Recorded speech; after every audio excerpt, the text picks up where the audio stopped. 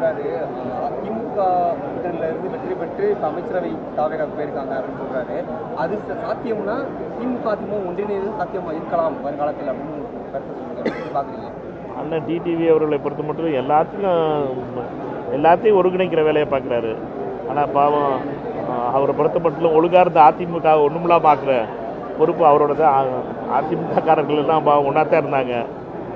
அதனால் அந்த டிடிவியை பொறுத்த மட்டும் இதே கருத்தை அவர் அதிமுகவை ஒருங்கிணைக்கிற பண்ணியிருந்தாருன்னா எம்ஜிஆர் ஆரம்பித்த கட்சி, ஜெயலலிதா அம்மா பாவம் ஜெயிலுக்கெல்லாம் போய் காப்பாற்றின கட்சி இந்த நிலைமைக்கு வந்திருக்காது.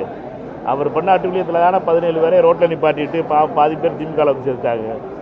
எங்கள் அண்ணன் தங்க செல்வனாக இருக்கட்டும், செந்தில் பாலாஜி அவர்களாக இருக்கட்டும், எல்லோரும் அவரோட இருந்தவங்க தானே. இந்த இதெல்லாம் அதிமுகவை அவர் அழிப்பதற்காக அழிவுக்கு பாதைக்கு அழைத்து செல்வதற்கு முன்னால் பழனிசாமி அவர்களோடு அவருக்கு இருந்த பிரச்சனையும் அண்ணன் ஓபிஎஸ் அவர்களோடு இருந்த பிரச்சனையும் அதிமுகவை இன்னைக்கு எந்த நிலைமையில் ஆக்கியிருக்குங்கிறது தெரியும். முதல்ல அதை ஒருங்கிணைக்க பார்க்கட்டும், அதுக்கப்புறம் இந்த கட்சியெல்லாம் ஒருங்கிணைக்க வேலை பார்க்கட்டும்.